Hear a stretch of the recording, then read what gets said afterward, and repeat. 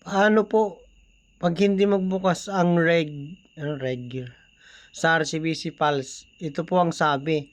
You have entered an invalid user ID and password. Kahit tama naman po ang user ID at password na nilagay. Ibig sabihin po, meron pong mali po doon sa user ID or password po na nilagay ninyo. Paki double check nyo po, idol, kasi ano yun eh. Maaring yung sa user ID po, maaring meron po kayong ginawang big letter na ginawa ninyong small letter. May mga ganun pong pangyayari.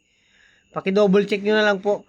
Kung gusto nyo pong may double check yung user ID po kung tama, ay pwede nyo po siyang i-forgot user ID po muna.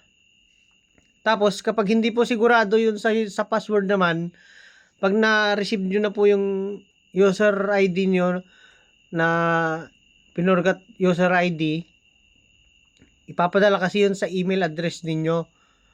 Pag na-receive nyo na po yun, next nyo naman po ngayon is i-forgot password naman po para ipadala rin sa inyo yung temporary password po ng inyong RCBC.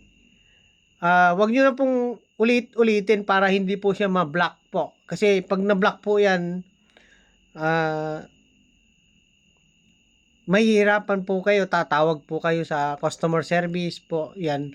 So kung isang beses nyo pa lang po nagawa, pangalawang beses, hindi pa po yan ma-block. Yung pangatlong mali po na pag-enter nyo ng user ID or password is ma-block na po yan.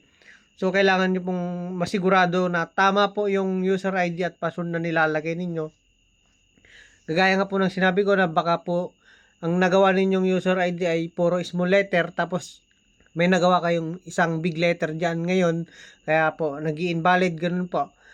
Para masigurado po ninyo, i-forgot user ID nyo po muna para ma-double check ninyo kung tama po yung user ID na nilagay ninyo. At sa password naman po, kung hindi nyo po sigurado, pwede rin po ninyo siyang i-forgot password para masigurado po natin na mababago natin ang inyong lumang password na ginawa. Bali, mag-change password po kayo ngayon kapag pinorgat password nyo po siya. Papadalan po kayo ng temporary password. Tapos, yun po yung panglalagin ninyo. Pag pipindutin nyo po yung continue ulit, ay dadalhin niya naman kayo sa change password po.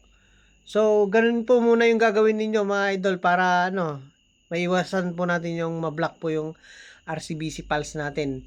So, sana po nakatulong po itong video.